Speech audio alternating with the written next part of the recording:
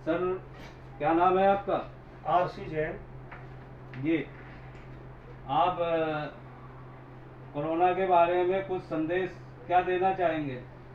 देखिए, कोरोना का जो एक महामारी फैली है, वैसे तो पूरे विश्व में महामारी फैली है, पर दिल्ली के मामले में मैं ये मानता हूँ कि जिस प्रकार से दिल्ली की सरकार ने इस कोरोना महामारी से लड़ने में ढील बरती है, जिस तरीके से इस बीमारी को दूर करने के लिए जो उपाय करने चाहिए थे उसकी तरफ ध्यान नहीं दिया गया, जिस तरीके से इस बीमारी को आज दिल्ली में महामारी का रूप लेना पड़ा।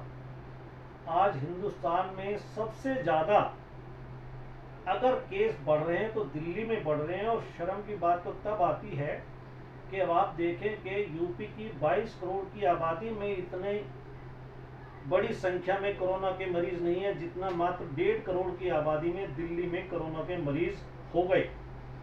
उसका सबसे बड़ा कारण ये है कि यहाँ जो दिल्ली के मुख्यमंत्री बैठे हैं उन्होंने इसको बहुत लाइटली लिया। नहीं तो जिस तरीके से 3 और 4 लॉकडाउन हुए थे, उन लॉकडाउन में कहीं भी लॉकडाउन जैसी स्थिति देखने को नहीं मिली।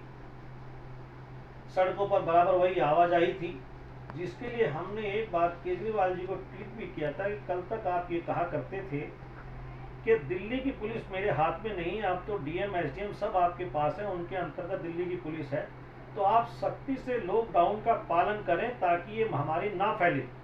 पर देखने में ये आया कि मुख्यमंत्री ने कभी बस अड्डों के पास भीड़ को भेज दिया कि बसें जा रही हैं, पैसा कमाने के लिए शराब की दुकानों को खोल दिया गया, वहाँ पर जो सोशल डिस्टेंस था उसका ध्यान नहीं रखा गया, उससे महामारी ये दिल्ली में विकराल रूप लेती चली गई।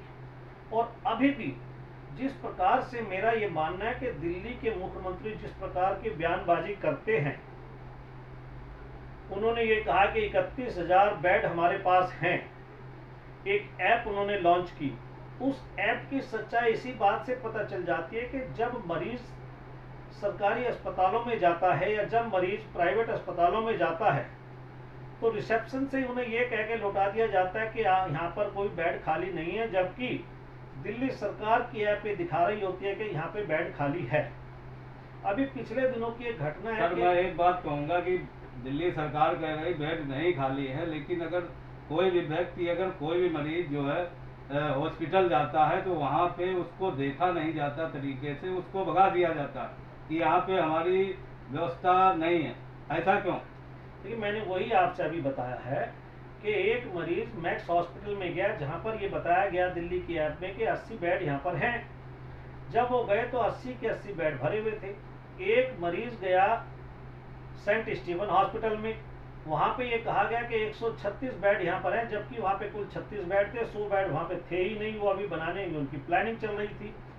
तो कुल मिलाकर के सीधा सीधा ये है कि दिल्ली सरकार का किसी भी हालत में दिल्ली के प्रशासन से नियंत्रण खो चुका है। अब देखिएगा, एक कितने बड़े शर्म की बात है और मुझे बड़ी पीड़ा होती है कि जब दिल्ली का एक उप मुख्यमंत्री ये कहता है कि जून तक 1 लाख केस दिल्ली में हो जाएंगे, दिल्ली का स्वास्थ्य मंत्री ये बयान देता है कि दिल्ली में 5.5 लाख केस जुलाई तक हो जाएंगे।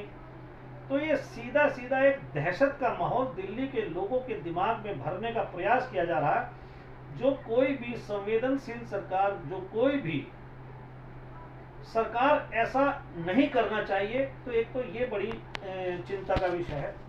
दूसरा ये है कि मेरा तो सीधे सीधे ये मानना है, जिसके लिए मैंने प्रधानमंत्री को ट्वीट भी किया था, जिसपे करीब 1000 लोगों ने रिएक्ट भी किया है, कि दिल्ली की सरकार किसी भी हालत में दिल्ली के प्रशासन को चलाने में पूरी तरह से नाकामयाब रही है, असफल रही है।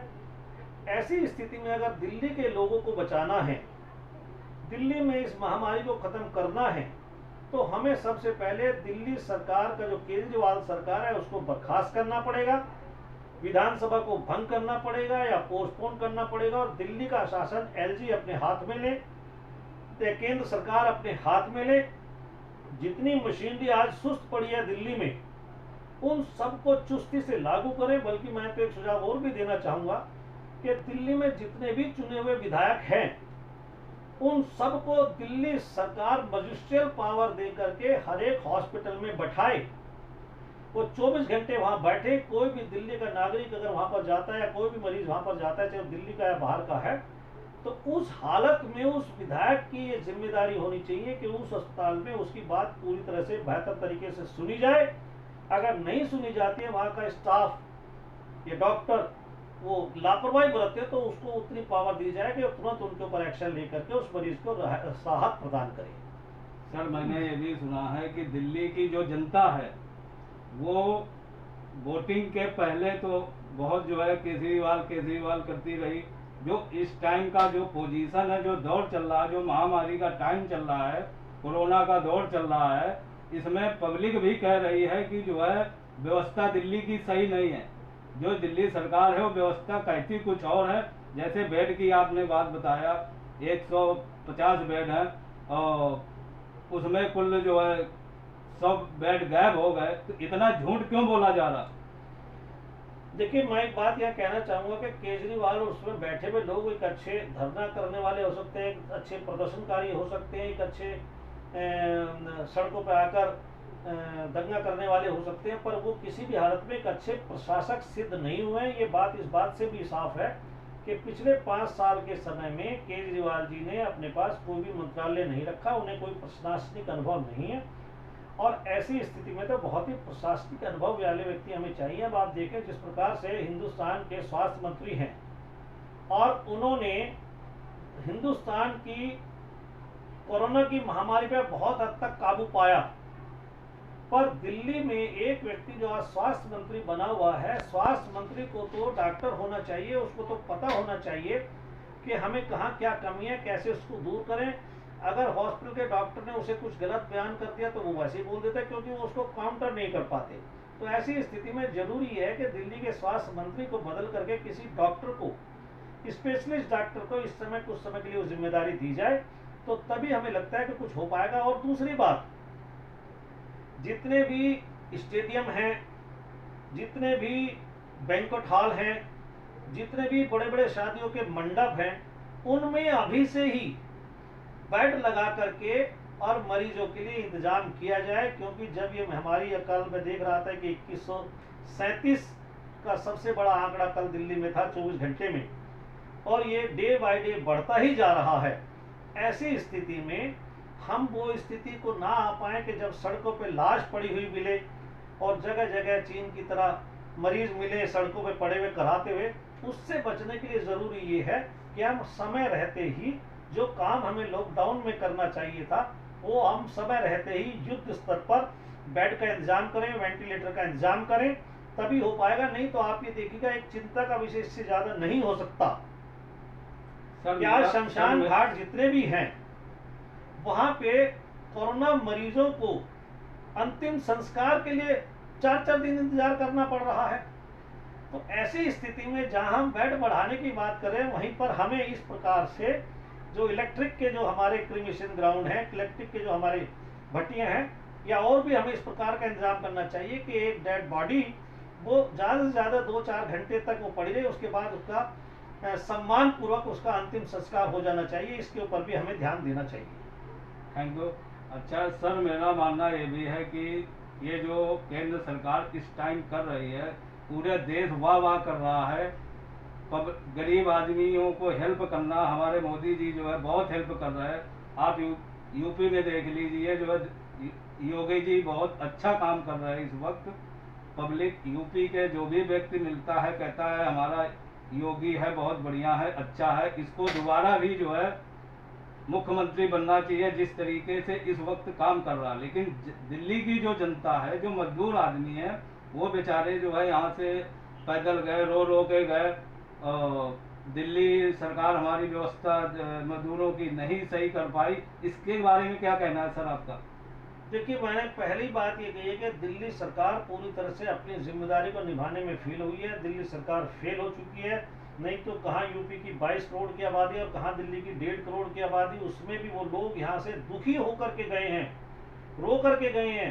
जब दिल्ली की सरकार ये कहती थी कि हमने इनके लिए खाना मुहैया कराया ना, हमने इनके लिए जगह मुहैया कराई है, हमने इनके लिए राशन मुहैया कराया, उसके बावजूद अगर दिल्ली से दिल्ली का मजदूर गया है तो उन्हें कहीं ना कहीं वो सुविधा नहीं मिल पाई जो उन्हें बाकी स्टेट में मिली है। अब यही जो दिल्ली वाली बात है, उसी को अगर आप महाराष्ट्र की तरफ लेके जाएं तो महाराष्ट्र में जिस प्रकार से आज हालात हो रहे हैं, वो भी हालात कोई बहुत ज़्यादा चिंताजनक है।